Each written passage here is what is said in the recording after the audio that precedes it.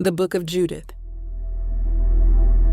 Judith, a warrior in faith, my autobiography. I speak to you now, O women of faith. My name is Judith, and though centuries have passed since I walked upon the earth, my story remains alive in the hearts of those who seek truth, courage, and the unwavering power of God. I am the widow of Manasseh, a man of great wealth, who left me fields, fine linen, gold, and jewels.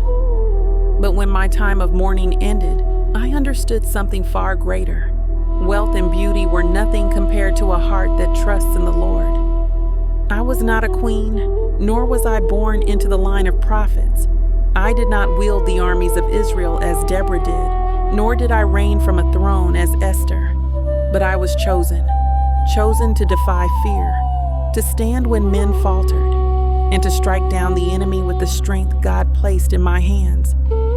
Yet my story, one of courage, faith, and divine deliverance, was removed from the Holy Scriptures of many. Why? Perhaps because I was a woman whom the Lord raised when men failed.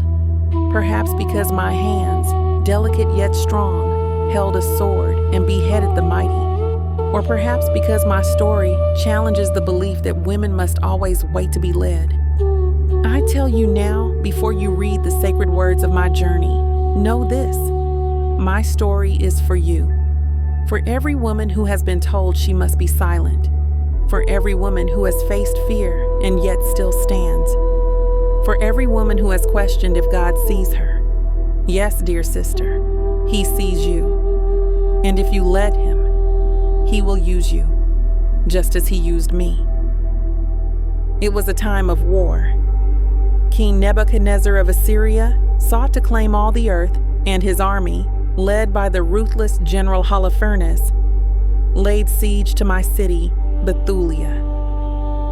The people despaired. The men debated surrender. They counted the days before our water would run dry, believing they could place a deadline on the Lord's deliverance.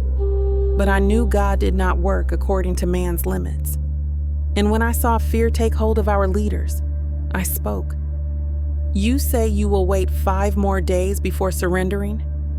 Who are you to test the Lord? Deliverance does not come from the hands of men. It is not by sword or shield, nor by the might of warriors. And it is not a man who will save us now, but a woman.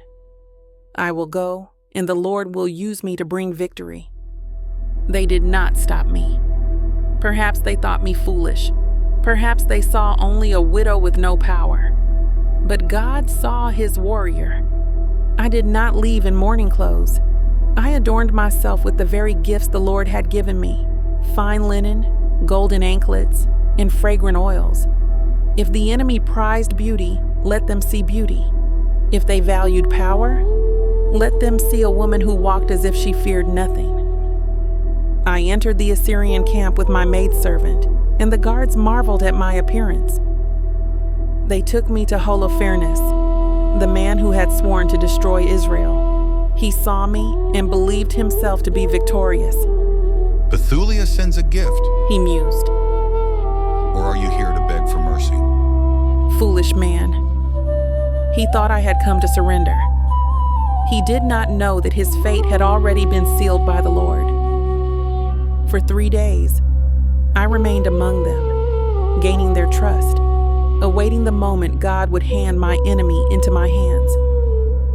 When Holofernes called for a banquet and drank himself into a stupor, I knew the time had come. In the quiet of the night, I took his own sword. I lifted it high and, with one swift strike, I severed his head. I placed it in my maidservant's bag and left the enemy's camp as easily as I had entered. When I returned to Bethulia, I stood before my people and raised the severed head of Holofernes. Behold the enemy of Israel, the Lord has delivered him into my hands. Rise, O men of Bethulia, and take what remains of their army, for they are leaderless and broken. And so Israel rose, and the Assyrians, waking to find their commander dead, fled in terror.